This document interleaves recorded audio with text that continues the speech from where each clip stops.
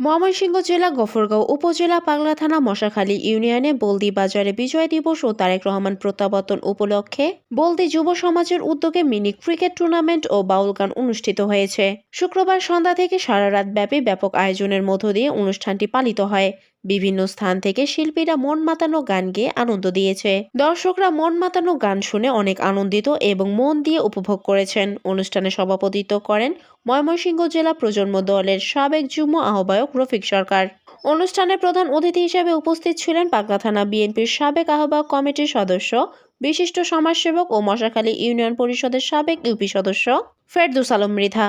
প্রধান অতিথির বক্তব্যে তিনি বলেন, আমি এই এলাকার সন্তান। জেলা উপজেলা নেতাদের নির্দেশে আমার পাগলা থানা মশাখালী ইউনিয়নের রাস্তা, মসজিদ, মাদ্রাসা, অসহায় মানুষদের পাশে দাঁড়ানো সকল সামাজিক কাজে পূর্বে ছিলাম, এখনো আছি, ইনশাআল্লাহ ভবিষ্যতেও থাকব। ভবিষ্যতে দল ও ধানের শীষের পক্ষে সবসময় কাজ করে যাব। অনুষ্ঠানটি সঞ্চালনা করেন আলমগীর সরকার। উপস্থিত ছিলেন বিএনপি নেতা শাখান মোড়ল, হামিদ মোড়ল, কাঞ্চন ব্যাপারী, সালাম ডাকাত বাড়ি, ইসমাইল মোড়ল, যুবদল নেতা শাহাদাত মোড়ল, মতিউর রহমান নিপেল, যুবদল নেতা মোকলেস, স্বেচ্ছাসেবক দলের নেতা খোরশেদ আলম ব্যাপারী সহ অঙ্গ ও সহযোগী সংগঠনের সকল নেতা কর্মীরা উপস্থিত ছিলেন। এই মহান বিজয় দিবসে আমাদের প্রিয় নেতা শহীদ রাষ্ট্রপতি জিয়াউর রহমান, উনি এই বাংলাদেশের স্বাধীনতার যুদ্ধে স্বাধীনতার ঘোষণা দিয়েছিলেন।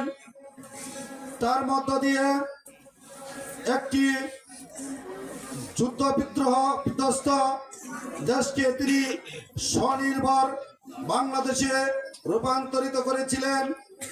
পরবর্তী সময় তার সহধর্মিণী, তিনবারের প্রধানমন্ত্রী, বাংলাদেশ জাতীয়তাবাদী দলের চেয়ারপারসন বেগম খালেদা জিয়া, উনি 3 বার দেশ পরিচালনা করেছেন।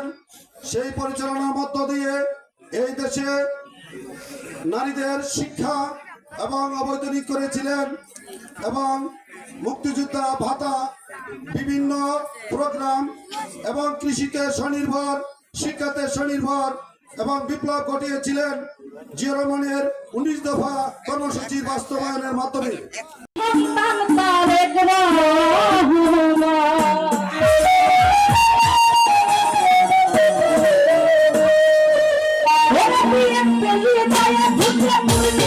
Yeah.